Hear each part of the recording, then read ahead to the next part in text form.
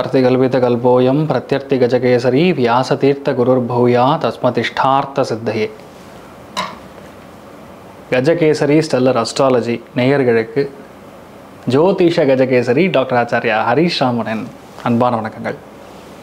நான் சொல்லக்கூடிய பலன்கள் எல்லாமே கோச்சாரத்தின் அடிப்படையில் இருக்கக்கூடிய கிரக நிலைகளை வைத்து கணித்து சொல்லக்கூடிய பலன்கள் மட்டுமே. அது உங்களுடைய சுய ஜாதகத்தை பார்த்து மெயினாக ஸ்புட்டம் போட்டு கணித்து உங்களுடைய பிறந்த நேரத்தை கணித்து எக்ஸாக்டாக சொன்னால் ஒரு 1.5 நிமிஷம் 2 நிமிஷம் எல்லாத்துலேயுமே பிழை இருக்கும். 100 ஜாதகம் பார்த்தோன்னா ஒரு 80 ஜாதகங்களில் பிழை இருக்கும். 4.5னா 4.5க்கு பறிக்கவே மாட்டீங்க. 1 4:28 இருக்கும், இல்லை 4:31 இருக்கும். இந்த மாதிரி ஒரு சேஞ்ச் பொதுவாக இருந்துகிட்ருக்கும். ஸோ அதை வச்சு ஜாதகம் மாறுமான்னு கேட்டால் எவ்ரி 50 செகண்ட்ஸ் 48லேருந்து 50 செகண்டுக்குள்ளே கண்டிப்பாக ஜாதகம் மாறக்கூடிய பிராப்தம் தான் ரொம்ப அதிகமாக இருக்குது. அதை வச்சு நிர்ணயம் பண்ண முடியுமான்னு கண்டிப்பாக உண்டு. இது என்ன எக்ஸாம்பிள் பார்த்தா பர்த் டைமில் பார்க்கும்போது 2 குழந்தைகள் ட்வின்ஸ் பிறந்திருக்கோம்ல, அதுதான் எவிடன்ஸ். அதனால் பொதுவாக ராசியாதிபதி, லக்னாதிபதி, அப்புறம் மாரகாதிபதி இதெல்லாம் சொல்கிறோம்ல, இதெல்லாம் எல்லாருக்குமே இருக்கும். அந்த வருஷம் பிறந்த அத்தனை பேருக்கும் இருக்கும். இப்போ சூரியன் ஒரு இடத்துல நீச்சம் பெறார் ஐப்பசி மாதத்துலனா அந்த மாதம் ஃபுல்லாக சூரியன் நீச்சம். அப்போ எல்லாருக்குமே அப்பானால பிரச்சனையாக கிடையாது. ஸோ என்ன சொல்ல வரேன்னா, டைமை ஃபஸ்ட்டு கரெக்ட் பண்ணிவிட்டு அதுக்கப்புறம் பார்க்கக்கூடிய ஜாதகம் தான் கரெக்டான ஜாதகம். அதற்கான பலன்கள் தான் கண்டிப்பாக நடக்கும். அது கணிக்கிற திறமையில் இருக்குது, அவ்வளோதான். பெரியோடைய அனுகிரகத்தில் எல்லாருக்கும் நல்லது நடக்கும்னு நம்ம வேண்டிக்கலாம். ஐப்பசி மாதத்தில் நிறையா விஷயங்கள் நம்ம சொன்னது நடந்தது. அது நீங்கள் எல்லாருமே பார்த்துருந்தீங்க. எல்லாருமே ரெக்கக்னைஸ் பண்ணி நிறையா பேர் எனக்கு கமெண்ட்ஸ்லேயும் சரி, ஒவ்வொரு ஃபோன் கால்லையும் சரி, நேரடியாக என்ன சில இடங்களில் பார்க்கும்பொழுதும் அதை ரொம்ப ஒரு மிகப்படுத்தி பேசிகிட்டு இருக்கக்கூடிய நிலைமைகளில் நான் எல்லாருக்கும் ஒரு நன்றியும் பெரிய ஒரு ஆனந்தத்தையும் தெரிவித்துக் கொள்கிறேன். மிக முக்கியமாக பார்க்கும் பொழுது இந்த வீடியோ பார்த்திங்கன்னா நவம்பர் மாதத்திற்கான பலன்களை பற்றி தான் நம்ம பேச போகிறோம். நவம்பர் மாதம் எப்படிப்பட்ட விஷயங்களை கொடுக்க போகிறது, 1ஆம் தேதியிலேருந்து 30ஆம் தேதி வரைக்கும் எந்தெந்த கிரகங்கள் எங்கெங்கே இருக்குன்னு பார்த்தோன்னா, கடகத்தில் குரு உச்சமாக உட்காந்துருக்கிறது 15 நாளைக்கு. அதுக்கப்புறம் குரு அந்த இடத்துலேருந்து வக்கரமாகிறார். சூரியன் 16ஆம் தேதி வரைக்கும் ஐப்பசி மாதமாக இருக்கிறதுனால சூரியன் துலாத்தில் உட்காந்துருப்பார்.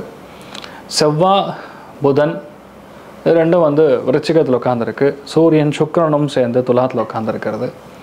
அதுக்கப்புறம் ராகு கும்பத்திலையும் கேது சிம்மத்திலையும் உட்காந்துருக்கக்கூடிய இந்த நிலைமைகளில் சந்திரனுடைய சஞ்சாரங்கள் every 2.5 days there is a சேஞ்சுங்கிற மாதிரி இருந்துட்டுருக்கு. ஸோ பேசிக்கலாக பார்க்கும்பொழுது இந்த ஒரு மாதம் எந்தெந்த ராசிகளுக்கு நல்ல விஷயங்கள் நடக்க போகிறதுனா, ஃபஸ்ட்டு விஷயம் நான் சொல்லிடுறேன். நான் சொல்கிறதுக்கு முன்னாடி உங்கள் ஜாதகத்தை எடுத்து கையில் வச்சுங்க.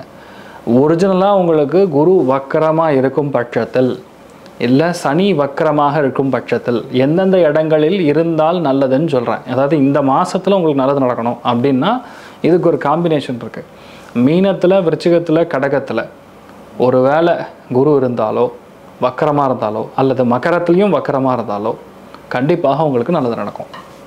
அதே மாதிரி சனியும் சரி, கடகத்துலேயோ விருச்சிகத்துலேயோ மீனத்துலேயோ மகரத்துலேயோ ஒரு வேளை உங்களுடைய சனி வக்கரமாக இருக்கும் பட்சத்தில் உங்களுக்கெல்லாம் நல்லதாக நடக்கும், கெட்டதே நடக்காது.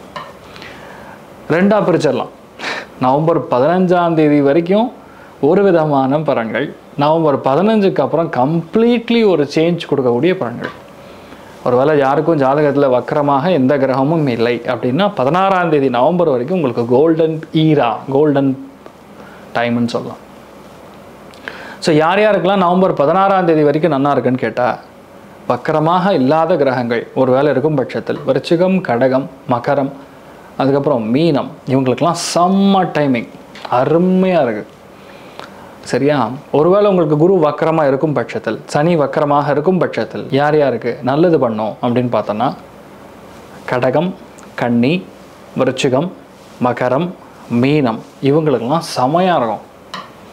ஸோ எப்படி கூட்டி கழிச்சு பார்த்தாலும் கிட்டத்தட்ட 4 ராசி ஒரே மாதிரி தான் வரும். அதனால் பெருசாக பாதிக்கிற மாதிரி ஒன்றும் கிடையாது. எந்தெந்த ராசிகள் கொஞ்சம் கவனமாக இருக்கணும் அப்படின்னு சொன்னோன்னா, மெயினாக சிம்மம், மேஷம், அதுக்கப்புறம் தனுசு, இந்த 3 ராசிகளும் சத்த கவனமாக இருக்கணும். எதிர்பாராத அதிர்ஷ்டங்கள், பணவரவுகள், தனலாபங்கள் நன்னா கொடுக்கக்கூடிய வாய்ப்புகள் யாருக்குன்னா, மிதுனம், துலாம், கும்பத்துக்கு நல்ல பணம் வரும்.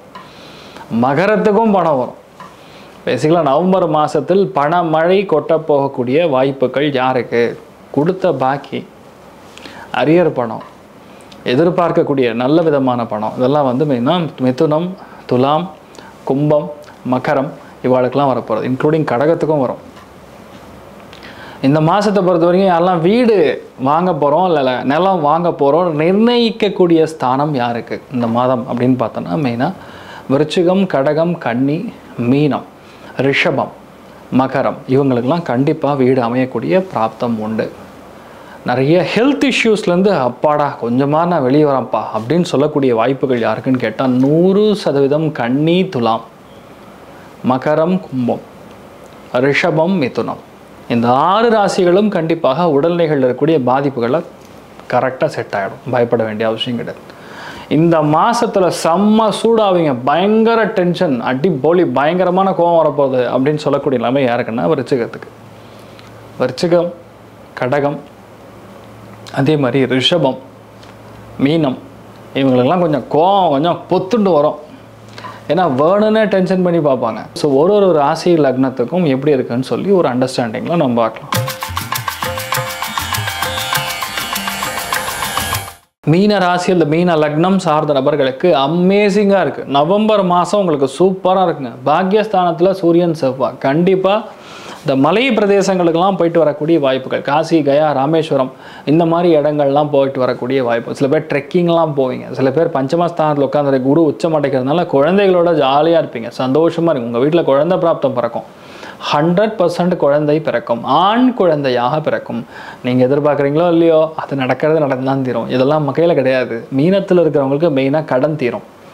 எப்படிப்பட்ட கடன்? கர்மாவிற்கான கடன் தீரும். இவ்வளோ நாள் நீங்கள் வாங்கியிருந்தீங்க அப்படின்னா அந்த கடன் க்ளோஸ் ஆகும். ரொம்ப நாளாக வெயிட் பண்ணுறேன், ஒரு பேங்க்கில் லோன் கிடைக்க மாட்டேங்குதுன்னா அந்த லோன் கண்டிப்பாக முடியும். அந்த லோன் கண்டிப்பாக உங்கள் சாதகமாக முடியும், லோன் கிடைக்கும். நிறைய பேருக்கு கல்வி கடன் வாங்கியிருந்தீங்கன்னா அதை க்ளோஸ் பண்ணுவீங்க. நிறைய பேருக்கு வீட்டுக்காக கடன் வாங்கியிருந்தீங்கன்னா க்ளோஸ் பண்ணுவீங்க. வங்கிக்கும் உங்களுக்கும் சம்பந்தம் வரும், வராமல் இருக்கவே இருக்காது. It will happen. ஸோ இந்த டைமில் பார்த்தீங்கன்னா மீனத்துக்கு இருக்கிற டென்ஷன், ப்ரெஷர், கவலை எல்லாம் காலி. மெயினாக மாணவிகளுக்கு ஃபென்டாஸ்டிக் டைம். ஃபென்டாஸ்டிக்னா ஃபென்டாஸ்டிக். கண்டிப்பாக நீங்கள் என்ன எதிர்பார்க்குறீங்களோ அதுதான் நடக்கும்.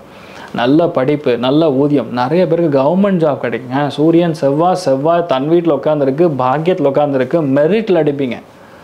மீனம், விருச்சிகம், கடகம், அதுக்கப்புறம் பார்த்திங்கன்னா மகரம், ரிஷபம் இவங்க எல்லாருக்குமே கவர்மெண்ட் ஜாப் கிடைக்கும்.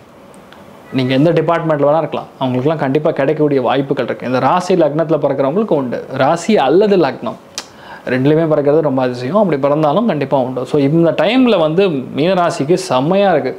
நிறைய தைரியம் வரும், தன்னம்பிக்கை உயரக்கூடிய தன்மை. அதே மாதிரி குழந்தைகளோட நல்ல நட்பாக, ரொம்ப சந்தோஷமாக உங்கள் குழந்தைகளை பயங்கரமாக கொண்டாடுவோம்.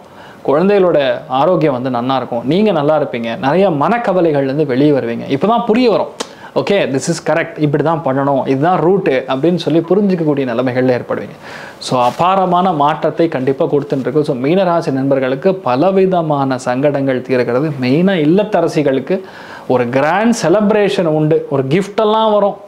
நீங்கள் எதிர்பார்க்குறீங்களோ இல்லையோ அந்த கிஃப்டெல்லாம் தாராளமாக வரும். வெளியூர் போகிறது, வெளிநாடு போகிறது, ஃப்ளைட்டில் போகிறது, இந்த மாதிரி சமாச்சாரங்கள்லாம் சர்வசாதாரணமாக நடக்கும். அபாரமான ஏற்றங்களும் நல்ல வாய்ப்புகளும் தேடி வரும். மதுரை மீனாட்சி அம்மனை மனசார வணங்குங்க. என்ன வேணுமோ அது நடக்கும். சந்தோஷமும் சரி, பொருளாதார ஏற்றமும் சரி 80-90 இருக்குது. சர்வே ஜனா சுகினோ பவந்து, சமஸ்த சன்மங்களானி பவந்த்ரோனு குண்வந்து. ததாஸ்து. நன்றி, வணக்கம்.